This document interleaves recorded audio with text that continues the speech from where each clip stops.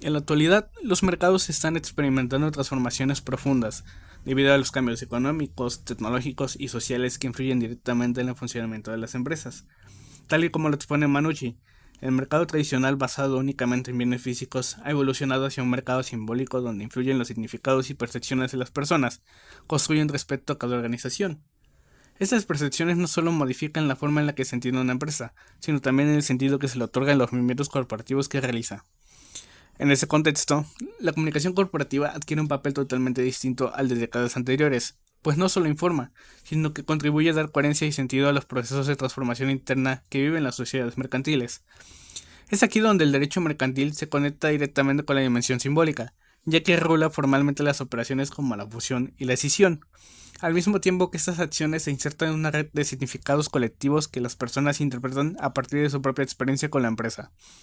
Como menciona Manucci, estos movimientos juegan parte de la narrativa que la sociedad construye alrededor de una organización. Cuando una sociedad decide llevar a cabo una transformación interna, como una fusión que integra patrimonios o una escisión que divide una estructura societaria, no solo está realizando un procedimiento jurídico, también está generando cambios que afectan cómo es vista por su entorno. De igual manera, la determinación de cuál sociedad subsistirá en una operación mercantil no solo tiene implicaciones legales, sino que repercute en la identidad empresarial y en la manera en que los grupos interpretan la continuidad o renovación de la organización. Estas interpretaciones forman parte del mismo proceso, pues las decisiones corporativas no ocurren aisladas, sino dentro del marco social que les otorga significado. Todo esto debe documentarse jurídicamente mediante actas de asamblea, las cuales formalizan los acuerdos de los socios y otorgan validez en los movimientos corporativos. Pero además de su función legal, estas actas representan el inicio de un proceso que también se comunica y se interpreta socialmente. En suma, los movimientos corporativos en el derecho mercantil no solo obedecen requisitos normativos, sino que forman parte de una dinámica más amplia donde lo jurídico, lo organizacional y lo simbólico conviven. Como señala Manucci, son precisamente estas construcciones colectivas las que dan sentido a lo que ocurre dentro de una empresa y condicionan la manera en que se entiende su transformación. Una fusión de una sociedad mercantil consiste en la unión de dos o más sociedades para formar una sola, donde una absorbe a la otra u otras, integrando sus activos, pasivos y operaciones. Por ejemplo, en una fusión por absorción, imaginemos que la sociedad Apasco de S.A. absorbe a la sociedad Moctezuma S.A. En este caso, Moctezuma desaparece como entidad legal y Apasco es la sociedad subsistente que asume todos los activos, pasivos y derechos de Moctezuma. La escisión, en cambio, es la división de una sociedad mercantil en dos o más sociedades nuevas o ya existentes, transfiriendo parte del activo, pasivo y capital social a las nuevas entidades. Un ejemplo sería que la sociedad original, Industrias PVC, decide hacer una escisión parcial para crear dos nuevas sociedades, Escendida 1 de SA y Escendida 2 de SA, a las cuales transfiere parte de su patrimonio, la cual la sociedad Industrias PVC podría seguir existiendo, que sería una escisión parcial, o bien extinguirse si se hace una escisión total. Estos ejemplos reflejan cómo la fusión busca la concentración y fortaleza mediante la unión, mientras que la escisión busca dividir y segmentar actividades para mejorar la organización o la gestión empresarial, siempre con la aprobación de la Asamblea de Accionistas y cumpliendo requisitos legales para inscribirse en el registro mercantil. Los artículos relevantes a la Ley General de Sociedades Mercantiles sobre la fusión, transformación y escisión se encuentran en el capítulo 9, artículo 222 al 228 bis. Estos regulan los procedimientos, requisitos y efectos de estos movimientos corporativos en sociedades mercantiles mexicanas. Artículo 222. La fusión debe decidirse por la asamblea de cada sociedad involucrada, con aprobación por mayoría para modificar el contrato social. Se elabora un proyecto de fusión con balance general, inventario y valoración de aportaciones. Artículo 223. Detalla el contenido del proyecto de fusión, incluyendo estatutos de la sociedad funcionante o absorbente y derechos de socios y acreedores. Artículo 224. La fusión surte efectos 3 meses después de su inscripción en el Registro Público de Comercio, permitiendo posiciones de acreedores en ese plazo. Artículo 225. La transformación Se aprueba por asamblea con mayoría para modificar estatutos, sin extinguir la sociedad. Conserva personalidad jurídica, derechos y obligaciones. Artículo 228. Regula aspectos generales de escisión vinculados a... Para continuar, veremos cuál sociedad mercantil subsistirá específicamente en los movimientos corporativos de fusión y escisión. Por ejemplo, en un proceso de fusión corporativa, la o las empresas que subsiste depende del tipo específico de fusión que se realice, y para llevar a cabo la fusión de sociedades mercantiles existen dos modalidades principales. La primera modalidad se le conoce como fusión pura o por integración. Este tipo de fusión se da cuando dos o más sociedades se extinguen, las cuales se les denomina fusionadas para crear una nueva sociedad que se le conoce como fusionante, que integra los patrimonios de las fusionadas, tal como establece el artículo 226 de la Ley General de Sociedades Mercantiles. En este caso, ¿cuál sociedad subsiste? Las sociedades mercantiles originales dejan de existir y se crea una nueva entidad jurídica que tomará a su cargo todos los derechos y obligaciones de las sociedades extinguidas. La segunda modalidad es la fusión por absorción o por incorporación. En este caso, una o varias sociedades se disuelven sin liquidarse para ser absorbidas por otra sociedad ya existente. En este caso, ¿cuál sociedad mercantil subsiste?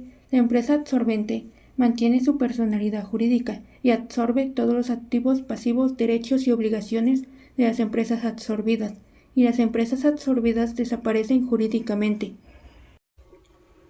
Por su parte, en el proceso de escisión de sociedades, la empresa original denominada excedente puede subsistir o extinguirse dependiendo del tipo de escisión que se realice. Para llevar a cabo este proceso existen dos modalidades principales. La primera es la escisión total o por disolución sin liquidación, en donde la sociedad excedente se extingue y divide la totalidad de su patrimonio en dos o más bloques, los cuales son transferidos a nuevas sociedades, las escindidas, que se crean para tal efecto. La segunda modalidad es la escisión parcial. En este caso, la sociedad excedente subsiste y transmite parte de su patrimonio a una o varias sociedades nuevas, las escindidas. En ambos casos, las sociedades escindidas adquieren los activos, pasivos y el capital que les corresponde a la empresa original, asumiendo sus derechos y obligaciones, en la proporción estipulada, tal como establece el artículo 228 bis de la Ley General de Sociedades Mercantiles. Para continuar, veremos cuál sociedad mercantil subsistirá específicamente en los movimientos corporativos de fusión y escisión. Por ejemplo, en un proceso de fusión corporativa, la o las empresas que subsiste depende del tipo específico de fusión que se realice, y para llevar a cabo la fusión de sociedades mercantiles existen dos modalidades principales. La primera modalidad se le conoce como fusión pura o por integración. Este tipo de fusión se da cuando dos o más sociedades se extinguen, las cuales se les denomina fusionadas para crear una nueva sociedad que se le conoce como fusionante, que integra los patrimonios de las fusionadas, tal como establece el artículo 226 de la Ley General de Sociedades Mercantiles. En este caso, ¿cuál sociedad subsiste? Las sociedades mercantiles originales dejan de existir y se crea una nueva entidad jurídica que tomará a su cargo todos los derechos y obligaciones de las sociedades extinguidas. La segunda modalidad es la fusión por absorción o por incorporación. En este caso, una o varias sociedades se disuelven sin liquidarse para ser absorbidas por otra sociedad ya existente. En este caso, ¿cuál sociedad mercantil subsiste? La empresa absorbente mantiene su personalidad jurídica y absorbe todos los activos, pasivos, derechos y obligaciones de las empresas absorbidas, y las empresas absorbidas desaparecen jurídicamente. Por su parte, en el proceso de escisión de sociedades, la empresa original denominada excedente puede subsistir o extinguirse dependiendo del tipo de escisión que se realice. Para llevar a cabo este proceso existen dos modalidades principales. La primera es la escisión total o por disolución sin liquidación, en donde la sociedad excedente se extingue y divide la totalidad de su patrimonio en dos o más bloques, los cuales son transferidos a nuevas sociedades, las escindidas, que se crean para tal efecto. La segunda modalidad es la escisión parcial. En este caso, la sociedad excedente subsiste y transmite parte de su patrimonio a una o varias sociedades nuevas, las escindidas. En ambos casos, las sociedades escindidas adquieren los activos, pasivos y el capital que les corresponde a la empresa original, asumiendo sus derechos y obligaciones, en la proporción estipulada, tal como establece el artículo 228 bis de la Ley General de Sociedades Mercantiles.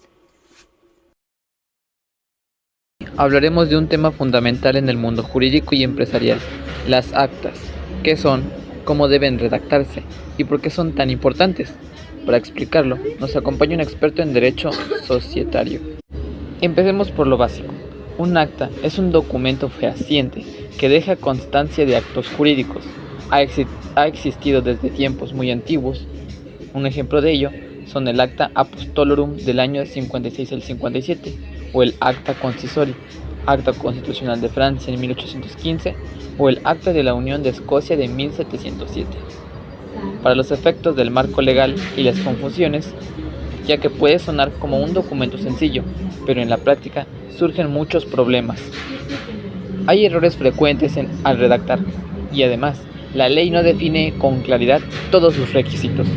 Aunque las actas de asamblea están reguladas principalmente por el Código de Comercio, la Ley General de Sociedades Mercantiles y la Ley del Registro Público de la Propiedad, aún así existe una poca uniformidad entre lo que dice la ley y lo que se hace en la práctica.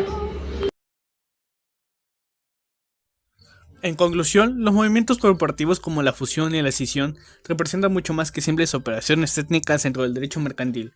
A lo largo de este video, vimos cómo estas decisiones transforman profundamente a las sociedades, no solo desde un punto de vista jurídico, sino también en su imagen, su estructura y la manera en que son percibidas por su entorno. Las empresas ya no operan únicamente en un mercado físico, sino también en un mercado simbólico donde cada acción tiene un significado que influye en la interpretación social de la organización. Comprendimos que al fusionarse o escindirse, una sociedad no solo reorganiza activos o modifica estatutos, redefine a sí mismo su identidad, determina cuál entidad continuará y cuál desaparecerá, y reconstruye la narrativa interna y externa de que la rodea. Dichas acciones deben formalizarse mediante actas de asamblea, que no solo cumplen una función legal, sino que también constituyen el punto de partida de un proceso que se comunica y se entiende colectivamente. Finalmente, los movimientos corporativos requieren un equilibrio entre la técnica, derecho y comunicación. Su validez depende del cumplimiento normativo, como lo establece la Ley General de Sociedades Mercantiles, pero su impacto depende también de cómo es comprendido por socios, inversionistas y la sociedad en general. Entender esta interacción entre lo legal, lo organizacional y lo simbólico permite comprender por qué estos procedimientos son esenciales para el crecimiento, adaptación y la continuidad de las empresas en un entorno cada vez más dinámico.